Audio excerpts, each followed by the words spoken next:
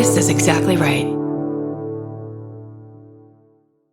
We know so much more about our skin than we used to. And we know how important it is to take care of it with CeraVe. CeraVe facial cleansers don't strip the skin. They strengthen the skin barrier from day one. I've always used CeraVe. They have little samples at my dermatologist as I'm leaving, and they don't do that with just anything. CeraVe is the #1 dermatologist recommended cleanser brand and offers a range of facial cleansers for all skin types. Find yours. Goodbye.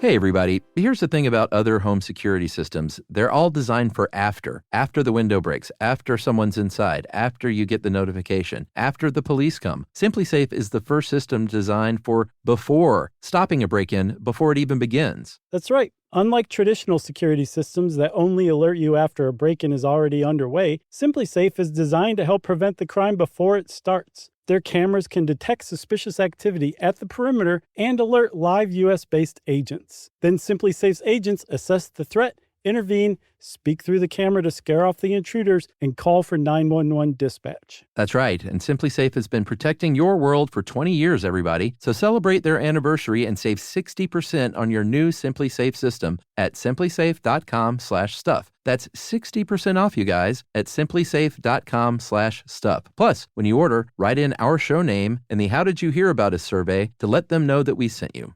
Don't forget, there's no safe like SimpliSafe. Get into the Hyundai Getaway Sales Event and get away with a deal so right, it almost feels wrong. Right now, you can get great deals on Hyundai's most popular models, including the adventure-ready SUVs like the Hyundai Santa Fe or Santa Fe Hybrid and the Tucson or Tucson Hybrid. Plus, there's the bold and stylish Elantra loaded with the latest tech. Or go all-electric with the Ioniq 5 or the Ioniq 9. So get down to your local Hyundai dealer and get away with a deal you'll love during the Hyundai Getaway Sales Event. Visit HyundaiUSA.com for details. Goodbye. Bye. Capture your favorite summer feeling with Pandora Jewelry. Discover a collection inspired by the sunshine, freedom, and moments that make the season unforgettable. From sun-kissed metals to personalized pieces ready to be engraved with your summer mantra. Each design moves with you from beach days to golden nights and every memory in between. Shop Pandora Jewelry's new summer collection in-store or online at pandora.net and let your summer unfold. Goodbye.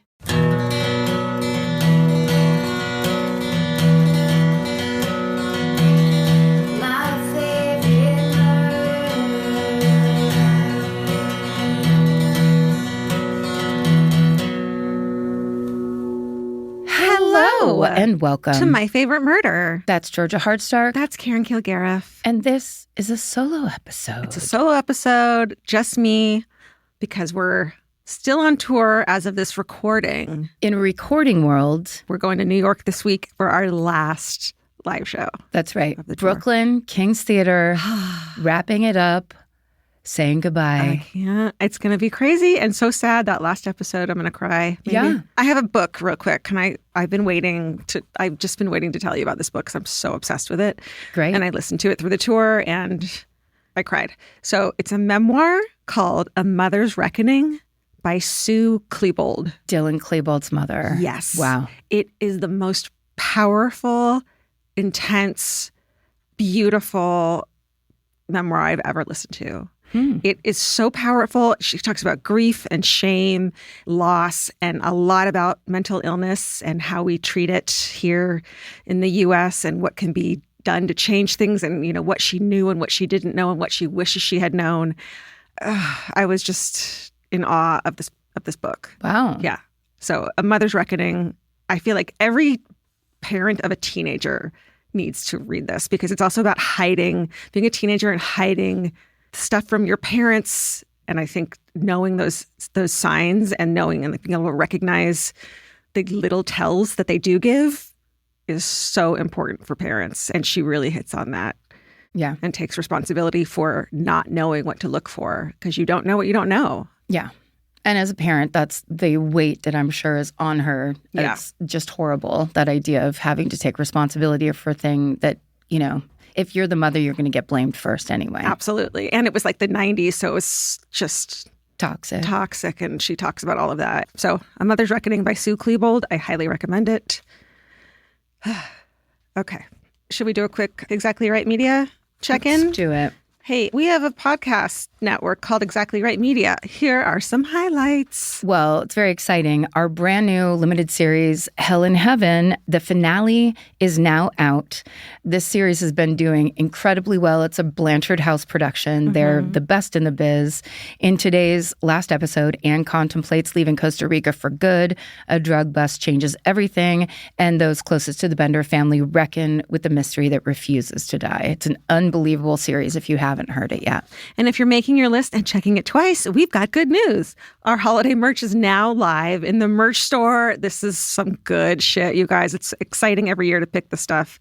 I think this might be the best year. Visit exactlyrightstore.com for all the new items from your favorite shows, and be sure to order by Sunday, December 14th to guarantee holiday delivery. And while you're out there just doing our bidding, why don't you go over to YouTube and hit like and subscribe on all of our channels on YouTube at my_favorite_murder, and also over at Exactly Right Media. And please go support our newest always on legal podcast at Brief Recess. It is going to be a hit. We talked to Melissa and Michael on this show. It was so much fun. Love it. Go support those guys, please. So good.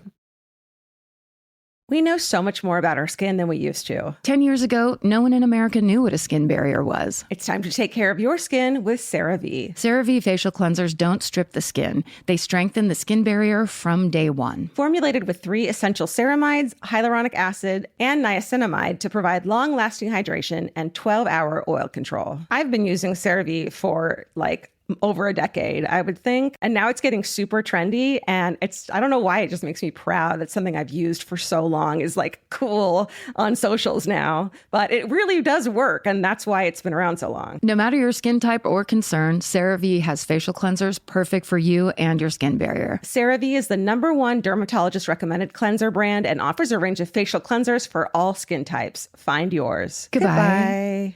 The Hulu original series Furious is now streaming on Hulu and Hulu on Disney+.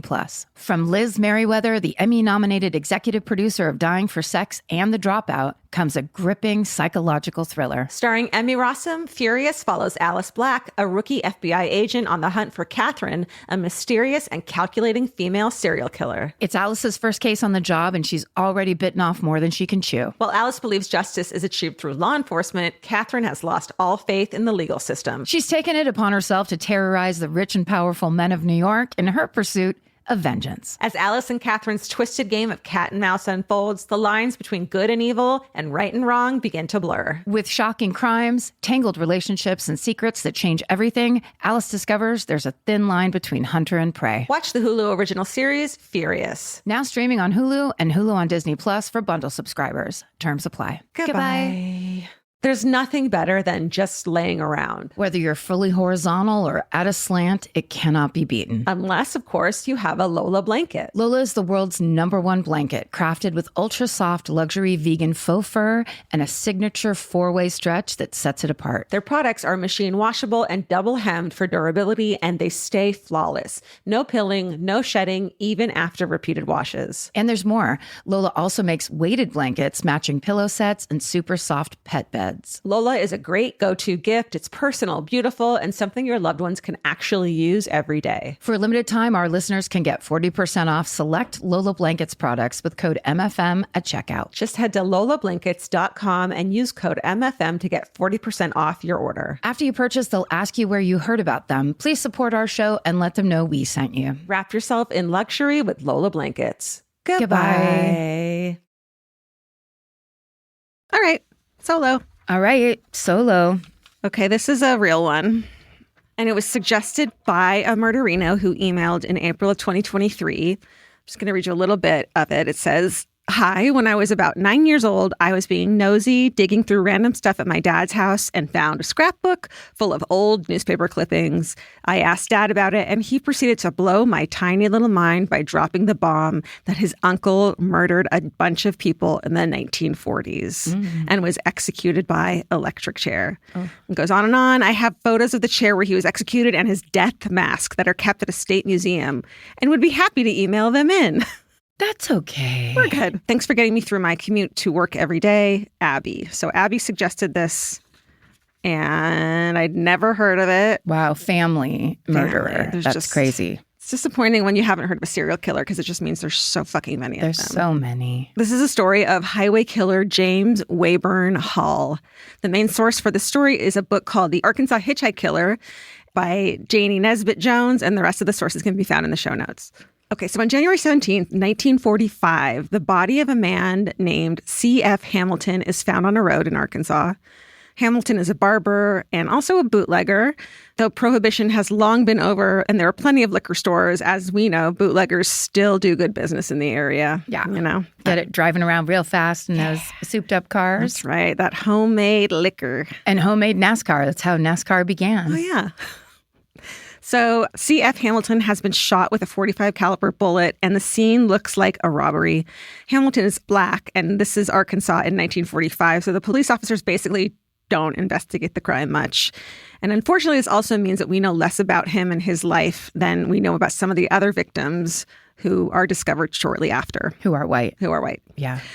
About 2 weeks later, on February 1st, another body is found. A deputy sheriff is driving along a road about 80 miles south of Little Rock when he sees an abandoned car at the turnoff for a dirt road, and it's still there, and he makes his return trip about 90 minutes later, so he pulls over to inspect the car.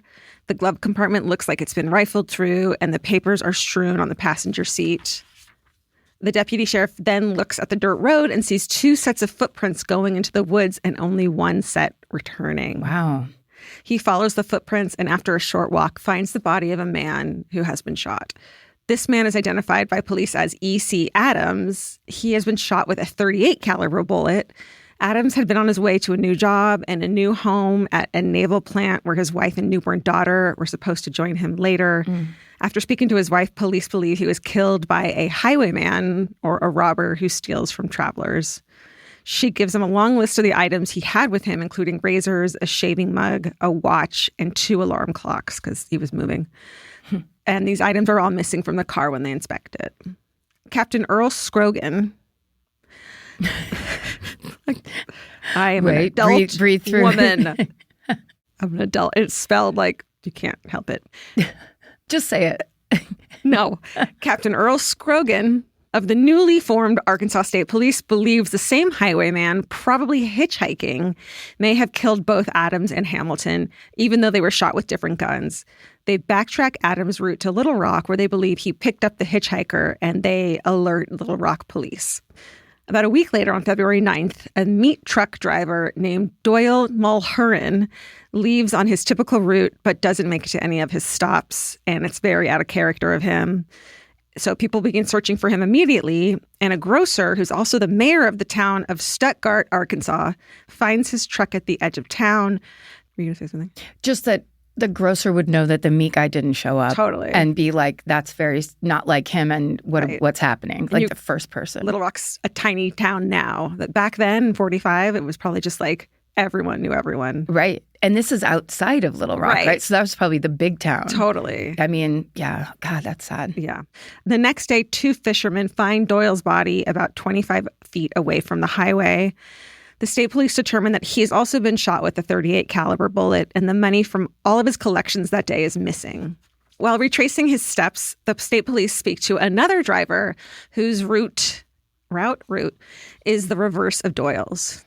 What do you say, route or route? I think, well, it's like Route 66 in the song, but then if I was reading it, I think I'd say route. Yeah, same.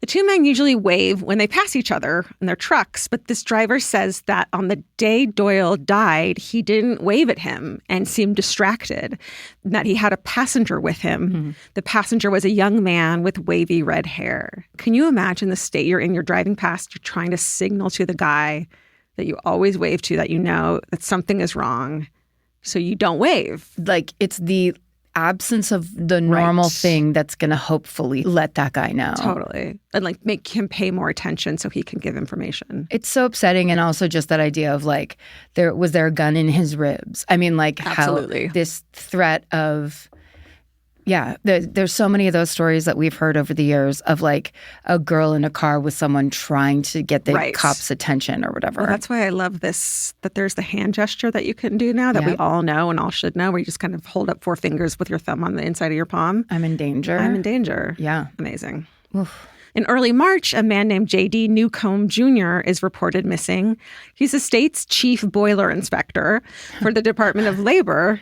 I know, I don't even... I mean, boilers are a big deal back then. They needed to be inspected a lot. And they needed people to be at certain levels of boiler inspection. Sure. Because you had to be able to come and be like, this one is about to blow. I can tell something's wrong with it. So he was the chief. He was the guy. And it was a prominent position, yeah. It says. So Newcomb had been on his way back to Little Rock when he disappeared. And he was known to offer rides to hitchhikers. So fucking ominous, right? Because we always think of hitchhiking as being so dangerous. Yeah, but this is the mid 40s. Yeah. So it's I bet you it's after the Depression, people being used to people just, hey, look, I'm just trying to get from one place to the other. Yeah. I mean, doing a favor for your fellow man right. was probably the thinking. Totally. On March 8th, a badly burned body is found in the back of a burned Oldsmobile, which matches Newcomb's car. The car is found in a clearing, and from the way the blood has sprayed backward, it looks like it was driven quickly before crashing. Dental records determine that the body is Newcomb's, and police find that his wristwatch is missing, as is his blue-gray overcoat. The police ask the public for tips. A bus driver reports picking up a young man near where the car was found, and the driver says that the man was wearing an ill-fitting blue-gray coat. The driver can't remember where the man got off, but that his bus was headed to Little Rock. On March 16th, a woman calls the state police and tells them a man she knows had loaned his car back in February to a friend who had business with a bootlegger outside of Little Rock. The car's owner kept a .45 caliber pistol in the car, and when the car was returned, 2 rounds were missing from it. Remember the guy in the beginning of the story was a bootlegger? The man who owned the car had heard about the murder of C.J. Hamilton, the black man who was a barber, and fearful that he would be implicated, sold the gun. Oh. Didn't call it in, sold it. So this woman calls it in, thankfully, and is like, hey. Hey, missing piece here. Yeah, I don't want this guy to get away with it. The woman says that the person who borrowed the car is a cab driver named James Waybern Hall. The state police bring this information to the Little Rock police, who take James in for questioning. James has wavy red hair, like the person that was spotted in the truck. When police search James' wallet, they find a receipt from a parcel service, and the parcel service had delivered a package to Little Rock from Camden, Arkansas, near where Adams, the man with the new Navy job, had been found. Police go to the address from the parcel receipt, which belongs to a woman named Corinne Franklin. Franklin admits that she's a friend of James, and she produces the contents of that parcel that had been sent. Razors, a shaving mug, and an alarm clock. So it looks like James had mailed himself through this woman stolen items from Adam's car. So basically making federal witnesses out of the Postal Service. Right. Basically. And this woman whose name and address are on it. Yeah. We're just here's my things. Yeah. And the government's now involved because it's so the post office. Yeah. Oh my God. Surprise. Federal fucking... Poor man's trademark. You just trademarked your murder cash, basically. Yeah. You just proved that it was yours. Kind of. Put your name on it. Yeah. I took these. Don't give them to anybody else. Yeah. Just one alarm clock, not both? Yeah, I don't know. He liked to sell items, too. Yeah. Right. I thought he kept 2 because whoever originally had them needed to wake up. Oh. Remember before before you could snooze your alarm? Yeah, you'd have to put one in the hallway because otherwise you would not get up. Drunks. Remember when those alarm clocks came out that jumped off? They had wheels and they'd jump off your dresser and roll around the house. You'd chase it to wake up. So you couldn't snooze it? So you couldn't snooze it and you had to chase it to turn it off. We need the commercial for that. Brilliant, right? Yes. And there was one that was a boggle machine, a puzzle that you had to put back together.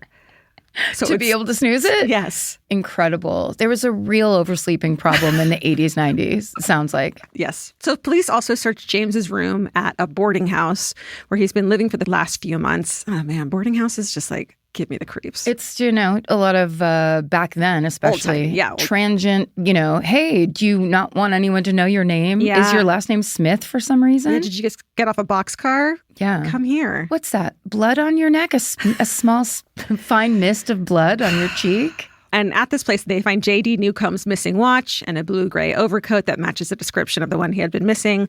They also find a box of .38 caliber bullets and a .38 caliber pistol. It turns out that the Little Rock police had just arrested James a few weeks prior for assault when he badly injured another man in a fight. And they also tell their colleagues at the Arkansas State Police that they had questioned James 6 months earlier about the disappearance of his own wife. When the police go back to James with the evidence from the package and from his room in the boarding house, he says, quote, "Okay, I'll tell you all about it. I killed them all." Oh, my God. Straight up Jinx style. I killed them all. Killed them all. If you were the cop he was talking to or whoever it was, that's feeling in your stomach. What do you mean all? All, yeah. Also, he's 24 years old at this time. Oof. That's like a child. A child with probably like kind of evil eyes. Yeah. I mean. Well, okay, let me tell you about him.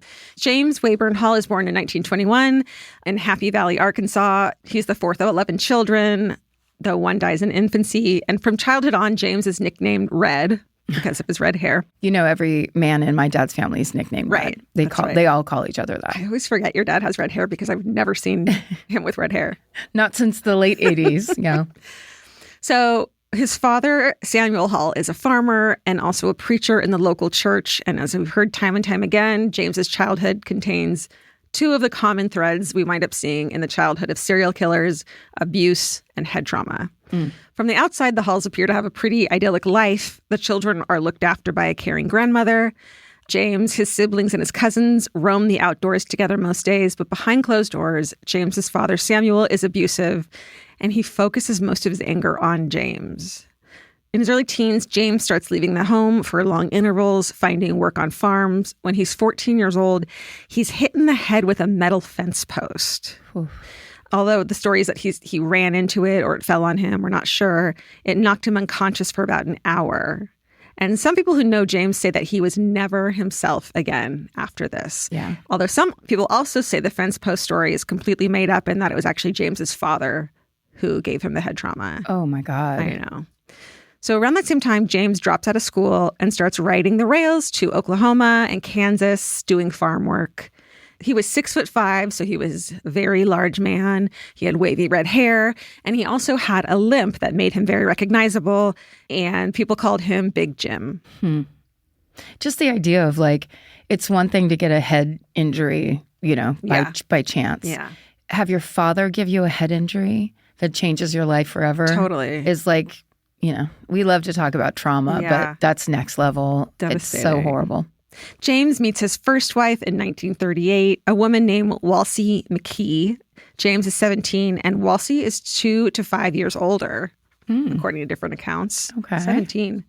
They get married, doesn't last long, and he blows in and out of town. She doesn't see him often.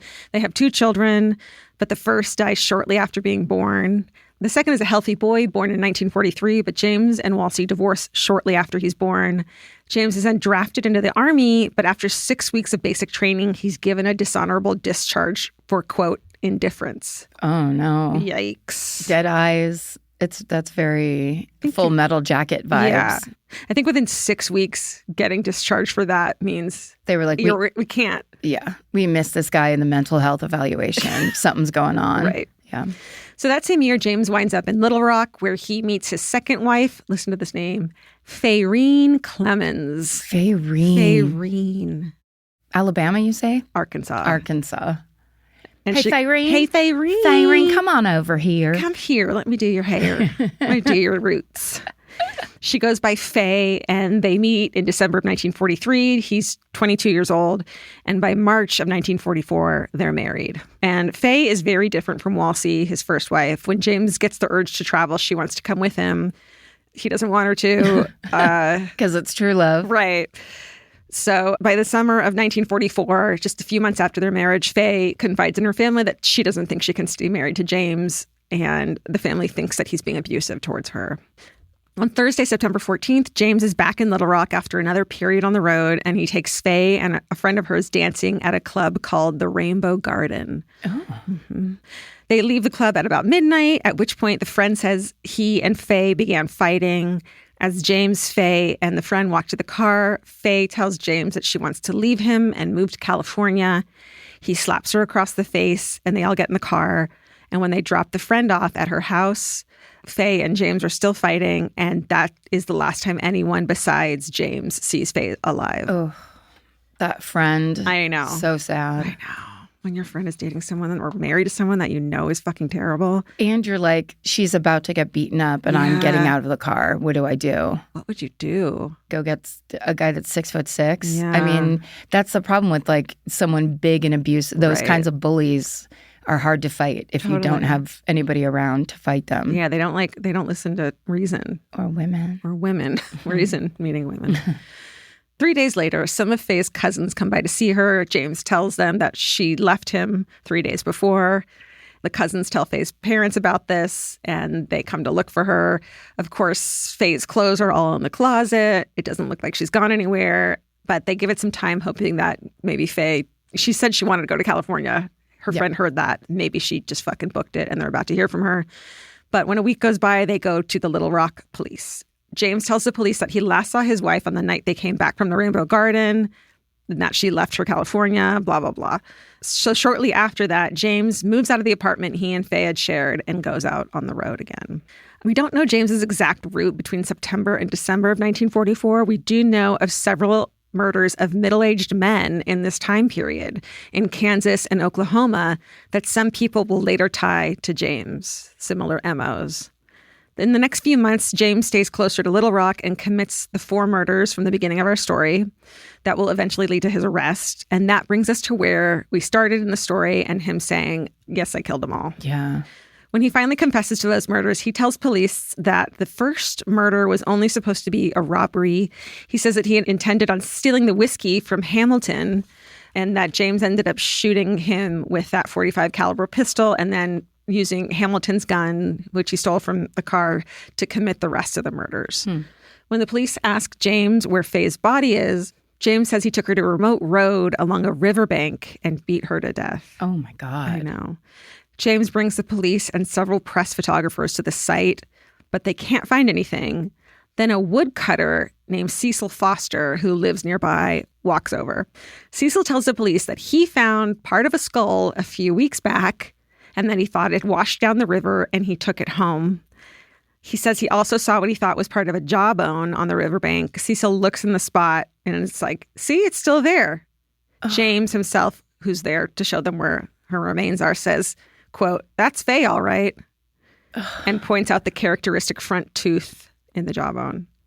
So sinister. It's so gross. And also this idea that they, and maybe it wasn't him particularly, but that idea of like, I'm going to get the press to come too. Right.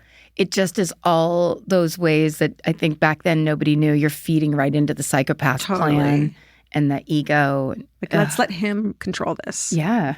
Ugh, it's so awful. James ultimately confesses to killing Faye and the 4 other men and to multiple other murders. When he was 17 in 1938, he killed a woman in Salinas, Kansas. He kills a man in San Marcos, Texas in 1944. And then he admits to killing 10 migrant workers from 1938 to 1944 in Arizona. And then he'd offer up some clues and decline to talk about them. He also says he killed a Bible salesman in Texas. Because of his itinerant lifestyle, he's suspected of several more murders. There are at least 3 similar murders in cities where he was likely to have been, but there isn't enough evidence to charge him still. This is so Ottis Toole. Yes. Like, but real. But then also, can they prove it's real? It sounds like he's not making this shit up. Yeah. You know? I mean, like it all fits the MO. Ottis Toole's shit was all like, right? All anywhere over the they brought him, he was like, yes, here. Right. But God, it's just so... I know. It's so evil. It's so scary. And he's 24. Yeah. Like with red hair and is like, hey, can you give me a ride? I'm a friendly guy. Can you give me a ride? I have a limp. Fun times. Oh, Bible salesman. I love Bibles. Right. Oof. And 24, which imagines like what would, if he hadn't been caught right then, if that woman hadn't called and said, this gun that my friend had, I think it's the murder weapon. If she hadn't called in, what would he have like ramped up to when he was like 30 and 35? You know, I mean, maybe he would have gotten the car and then been like, it'll be faster if I'm picking people up. Right. Like that. I mean, who knows? I know. True crime. James is arraigned in the spring of 1945. He's charged with first-degree murder only for the killing of Faye, his wife, because this is thought to be the strongest case against him, and it's a possibility that he'll get the death penalty in this case. So they want to try this one first. James's trial begins on the same day Germany surrenders and World War II ends in Europe. And because of that, the case didn't get as much national attention. But still, there are murderinos back then. The courthouse is packed to the gills for the 2-day trial. 2 days, that's it. Yeah. On the first day of the trial, James takes back his confessions and instead pleads not guilty by reason of insanity. Blah, blah, blah. James's first wife, Walsey, testifies at the trial and brings their 2-year-old son. James's entire relationship with Faye, her murder, and at least 4 others, but likely many more, have all taken place within less than 2 years. Oh my God. That was all 2 years. James is found guilty and sentenced to death. He was executed a few days before his 25th birthday in the electric chair on January 4th, 1946. Faye's father attends the execution and says, quote, "May God have mercy on your soul. I can't." Yeah. End quote. And that is the story of the hitchhike killer, James Waybern Hall. Literally, I've never heard anything about this. I know. Thank you to Abby for sending this in. She says that he was her grandmother's older brother. I know. Wow. Oh, yeah, because there's 10 kids, or by the time 9 kids with him. Wow. Yeah, that's a big one. Yeah. We know so much more about our skin than we used to. 10 years ago, no one in America knew what a skin barrier was. It's time to take care of your skin with CeraVe. CeraVe facial cleansers don't strip the skin. They strengthen the skin barrier from day one. Formulated with 3 essential ceramides, hyaluronic acid, and niacinamide to provide long-lasting hydration and 12-hour oil control. I've been using CeraVe for over a decade, I would think. And now it's getting super trendy. And I don't know why, it just makes me proud that something I've used for so long is cool on socials now. But it really does work. And that's why it's been around so long. No matter your skin type or concern, CeraVe has facial cleansers perfect for you and your skin barrier. CeraVe is the #1 dermatologist recommended cleanser brand and offers a range of facial cleansers for all skin types. Find yours. Goodbye. The Hulu original series Furious is now streaming on Hulu and Hulu on Disney+. From Liz Merriweather, the Emmy-nominated executive producer of Dying for Sex and The Dropout, comes a gripping psychological thriller. Starring Emmy Rossum, Furious follows Alice Black, a rookie FBI agent on the hunt for Catherine, a mysterious and calculating female serial killer. It's Alice's first case on the job, and she's already bitten off more than she can chew. While Alice believes justice is achieved through law enforcement, Catherine has lost all faith in the legal system. She's taken it upon herself to terrorize the rich and powerful men of New York in her pursuit of vengeance. As Alice and Catherine's twisted game of cat and mouse unfolds, the lines between good and evil and right and wrong begin to blur. With shocking crimes, tangled relationships, and secrets that change everything, Alice discovers there's a thin line between hunter and prey. Watch the Hulu original series, Furious. Now streaming on Hulu and Hulu on Disney Plus for bundle subscribers. Terms apply. Goodbye. There's nothing better than just laying around. Whether you're fully horizontal or at a slant, it cannot be beaten. Unless, of course, you have a Lola blanket. Lola is the world's #1 blanket, crafted with ultra-soft luxury vegan faux fur and a signature 4-way stretch that sets it apart. Their products are machine washable and double hemmed for durability, and they stay flawless. No pilling, no shedding, even after repeated washes. And there's more. Lola also makes weighted blankets, matching pillow sets, and super soft pet beds. Lola is a great go-to gift. It's personal, beautiful, and something your loved ones can actually use every day. For a limited time, our listeners can get 40% off select Lola Blankets products with code MFM at checkout. Just head to lolablankets.com and use code MFM to get 40% off your order. After you purchase, they'll ask you where you heard about them. Please support our show and let them know we sent you. Wrap yourself in luxury with Lola Blankets. Goodbye. Should we do a quick hooray? A tour hooray? A tour hooray. Okay. Do you have one in mind? No, go. Well, I mean, the experience of this tour has been so incredible. Mm-hmm. And the murderinos have just shown up in every way possible, every way we've asked them to. Yeah. So my hooray, I think, would just be all of our listeners, all the people that have actually gone to the shows, told their stories. We've had some incredible hometowns, just incredible participation. Yeah. It's been so cool to be able to be out there with people. And how about when you kicked that stuffed animal and back into the audience, though? You guys, we had a gift of a very large, very scary sized stuffed animal thrown at us onto the stage from the dark. and it scared everybody, but especially me and Georgia. So I then kicked it back out into the audience, and the audience went insane. That was a pretty good one. That was good. What about, I think there's also the very first night of Denver, night one, show one. Yeah.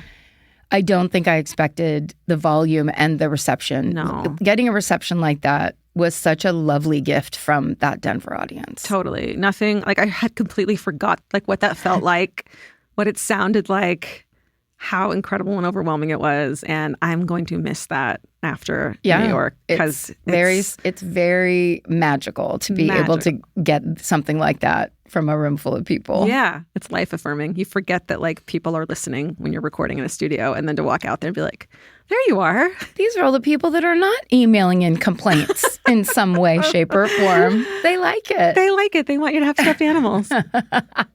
And we say no. No, thank you. No, thank you. Yeah, thank you for everyone who's come. Thank you for all the incredible gifts you've given us. I think we're going to go through them in a video for the fan cult soon. Oh, yeah. We're going to unbox our boxes of gifts that we basically get to go through like raccoons real fast and then have to box up and ship home. I can't wait. Yeah, it's going to be really good. That was a great story. This is a great solo.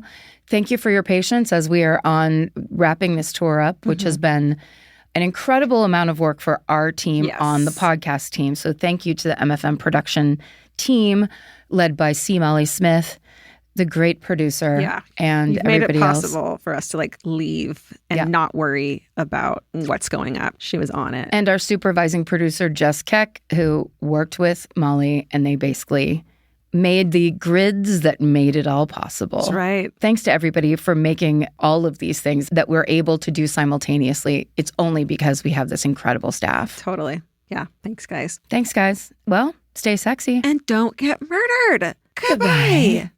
Elvis, do you want a cookie?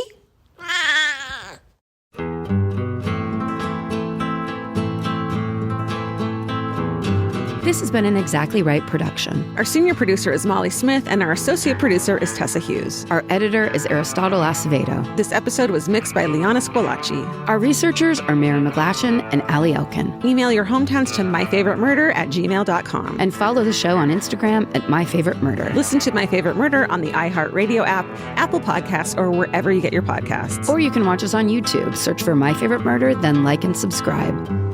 Goodbye.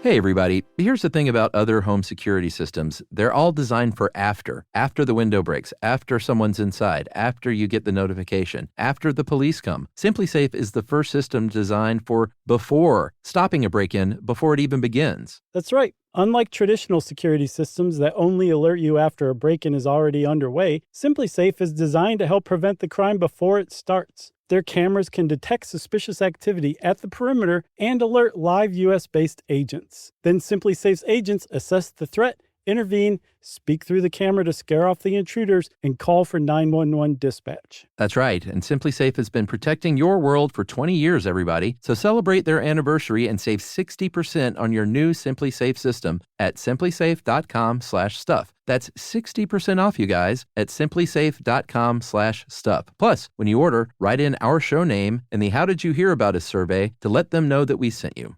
Don't forget, there's no safe like SimpliSafe. Calling all amateur detectives and podcast obsessives. Virgin Voyage's second true crime voyage sets sail March 20th, 2027 for a 5-night escape to Grand Turk and the Beach Club at Bimini. As part of the On Air at Sea collection, this immersive sailing brings together fan favorite podcasts, including Disgraceland, Buried Bones, and Wisecrack, for live recordings, behind-the-scenes access, exclusive meet and greets, and crime-themed programming that you won't find anywhere else. All aboard our award-winning, kid-free ships. Head over to virginvoyages.com/truecrime to secure your spot. Goodbye. I'm Nancy Glass, host of the Burden of Guilt Season 3 podcast. This is a story about a horrendous situation that destroyed 2 families. It's a scorched earth war that shows just how far someone will go to get what they want. Cindy said I had to choose between the truth and my family, and I had to choose the truth. Listen to Season 3 of Burden of Guilt on the iHeartRadio app, Apple Podcasts, or wherever you get your podcasts.